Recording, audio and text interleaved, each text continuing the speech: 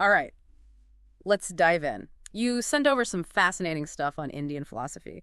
This story of Nachiketa from the Katha Upanishad. Yeah. I feel like this is like philosophy 101, It is. but so much more interesting than any class I ever took. Absolutely. It's a classic for a reason.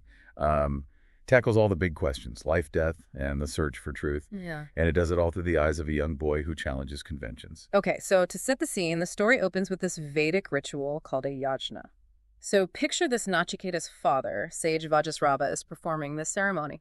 But here's the thing, the gifts he's offering are, well, let's just say they're not exactly top-notch. We're talking about some pretty old cows here. Yeah, it's a detail that might seem a little strange at first, Yeah. but it really cleverly sets the stage for Nachiketa's whole journey. Right. In the context of a yajna offering inadequate gifts, it was a big deal. It kind of hints at this disconnect between the ritual's purpose and the father's actions. Yeah. And Nachiketa, being a pretty sharp kid, picks up on this right away. Yeah. He's not afraid to call out the hypocrisy, even if it's his own dad. He's like, Father, if these gifts are so insignificant, then who are you going to offer me to? Right. And his father may be caught off guard or just frustrated, blurts out, "To Yama, the god of death." Whoa! Okay. Intense family dinner conversation right there. But, I mean, that's where the symbolism kicks in, right? Absolutely. It's not just about a dad overreacting. It's this pivotal moment that kind of sets Nachiketa on this path to face mortality. Exactly. Yeah. Nachiketa, true to his word and with incredible obedience, decides to take his father's words literally. Wow. He sets off to the realm of Yama, ready to meet death himself. Hold up. So this kid is going to the underworld. He's not messing around. He gets to Yama's abode and he waits 3 days. Yeah. What's going on there? What do you make of that? It speaks volumes about his character, right? He's Yeah. patient, he's resolute. This isn't some impulsive quest. This is a deliberate search for truth. And Yama recognizes this. The god of death is so impressed by Nachiketa's determination that he offers the boy 3 boons. Ooh, 3 wishes. Okay. I'm already thinking, mountains of gold, eternal youth. What does he go for? His choices are really insightful, and they reveal the core message of the Upanishad. Okay. The first boon he asks for is peace in his family, for his father's anger to subside, and for a loving reunion when he returns home. Okay, that's interesting. I was not expecting that. You're facing the god of death, and your first wish is for family harmony. It's a detail many overlook, but it's incredibly poignant. Yeah. It tells us that even when confronted with these huge existential questions, Nachiketa doesn't abandon his earthly ties. He's Yeah. compassionate. He's grounded. He cares deeply for his family. Okay, that's boon number 1, family reconciliation. What about the second wish? For his second boon, Nachiketa dives into the spiritual realm. He asks Yama to teach him about a specific fire ritual, the Nachiketa Agni. It's a ritual believed to lead to heaven and spiritual liberation. So he's thinking long-term here. Not just worldly concerns, but a path to higher knowledge. Absolutely. And it highlights the progression of his thinking. Right. He's moving from the immediate needs of his family to a quest for deeper spiritual understanding. Makes those old cows seem even less appealing. Right. But it's the third boon where things get really fascinating. Okay. Nachiketa asks Yama the ultimate question. What happens after death? Does the soul continue, or is it extinguished? So now we're getting to the heart of it. He's bypassing all the tempting distractions and going straight for the ultimate mystery. Yama must have been floored. He was. Yama actually tries to dissuade him, offers him all sorts of worldly pleasures, wealth, power, beautiful women, kingdoms, anything to distract him from that question. I was like, hey, kid, how about a lifetime of luxury instead? Exactly. But Nachiketa stands firm. He's like, nah, I'm good. I'm here for truth. Not trinkets. That's right. That takes guts. Most people would cave under those offers. What happens next? Well, that's the story for our next part. Oh, man. All right. Well, I can't wait to find out. So stay tuned. We'll be right back. So we left off with Nachiketa resisting all those temptations that Yama was throwing at him. Mm-hmm. He was laser focused on getting an answer to this question that's haunted humanity forever. Yeah. Like, what happens after we die? Yeah. And Yama, I mean, you got to imagine he's probably never encountered anyone quite like Nachiketa. Right. Here's this kid, fearless and persistent, refusing to be swayed by the usual tricks. Yeah. And it's the sincerity, I think, that finally compels Yama to reveal the secrets of the Atman. Okay. The Atman, you've mentioned this before. It's not just like some spooky ghost thing, right? It's something much deeper. Right. It's not about ghosts or anything like that. Yama explains that the Atman is the true self, the essence of who we are, and it's completely distinct from our physical body and our senses. Think of it as this eternal and unchanging aspect of our being, unaffected by all the ups and downs of life, even death itself. So it's like there's a part of us that kind of transcends all the stuff that we see and experience in the world. Yeah. A part that's connected to something bigger. I'm trying to wrap my head around this. Did Yama give any examples to illustrate this? He did. He used this really vivid analogy of a chariot. Okay. He said, imagine the chariot itself is our body. The horses pulling it are our senses. The reins are our mind.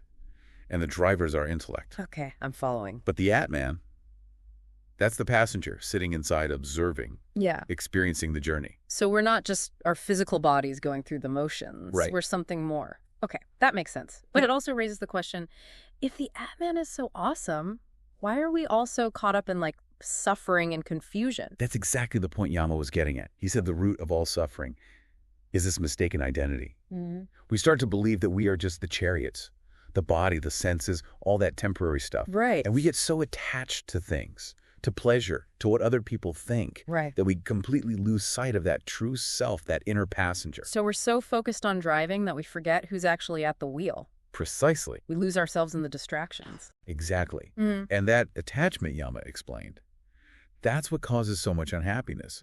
Because everything in this material world is constantly changing, Right. decaying. It makes you think about all those times you're like, really wanted something, a new gadget, a promotion, whatever. Yeah? And then you get it and the thrill fades so quickly. That's the classic trap. Yama was basically saying, look, true happiness can't be found in those fleeting things. It comes from recognizing your true nature as the Ant-Man. Okay, that sounds great in theory, but how do we actually do that? How do we shift from being so focused on the chariot to connecting with that inner passenger, the Ant-Man? Well, Yama recommended practices like meditation and contemplation, ways to turn your attention inward. Yeah. Quiet the noise of the world. Okay. And he really stressed the importance of detaching from those desires that keep us bound to that cycle of wanting and disappointment. Detachment. That sounds challenging, to say the least. It can be. Like, I love my morning coffee, but I get what you mean. Yeah. It's about shifting your focus from the external to the internal, but how does that lead to liberation exactly?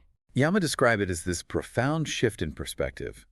When you realize your true nature is the Atman, you break free from the limitations of the ego, the illusion of separateness. Okay. You start to experience this deep sense of interconnectedness with everything. A profound sense of peace and joy that's independent of external circumstances. So it's not about escaping the world or denying yourself simple pleasures. It's about changing how you relate to the world, understanding that your true self is beyond all the stuff that's constantly changing around you. You got it.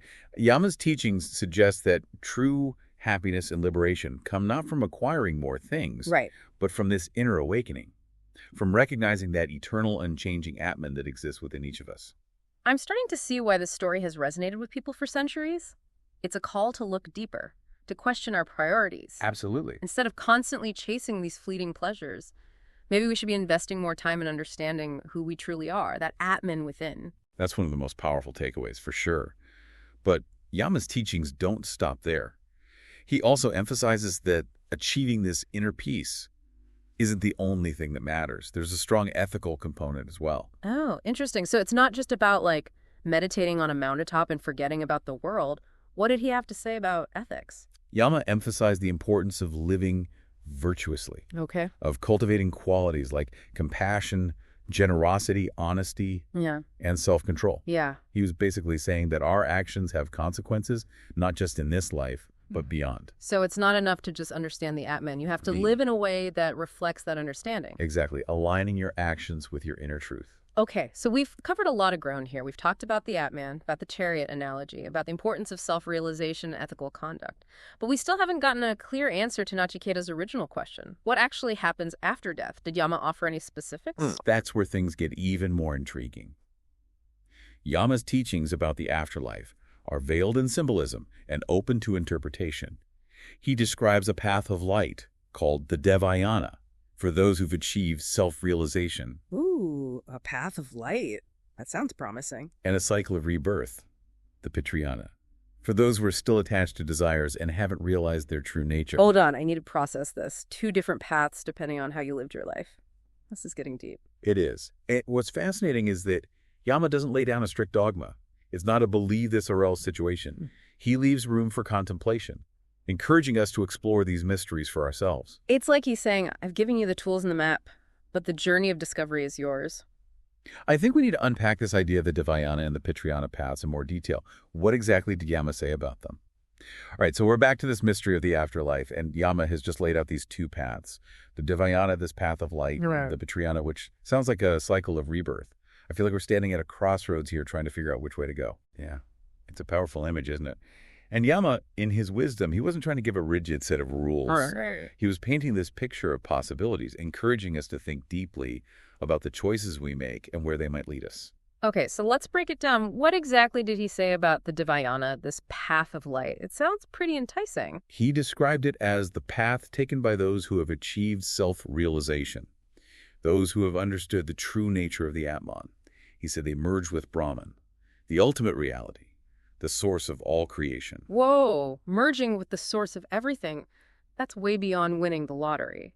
But how do you even begin to grasp a concept like Brahman? It feels so vast, so abstract. It is a challenging concept, no doubt. Yeah. Think of it as this underlying reality, the cosmic consciousness that connects everything in the universe. It's beyond form, beyond time and space, the ultimate source of existence. Okay, so if the Atman is like the drop of water, Brahman is the entire ocean. That's a great way to visualize it. And the Devayana, this path of light, is the journey that drop takes to return to the ocean, to become one with the source. It's a state of liberation, of complete unity and bliss. Liberation from suffering, from the cycle of birth and death. That's a powerful idea. But what about the other path, the Pitrayana? What happens to those who haven't reached that level of self-realization? Yama described the Pitrayana as a path that leads back to the earthly realm, a cycle of reincarnation. It's for those who are still attached to desires, to the world of form and senses.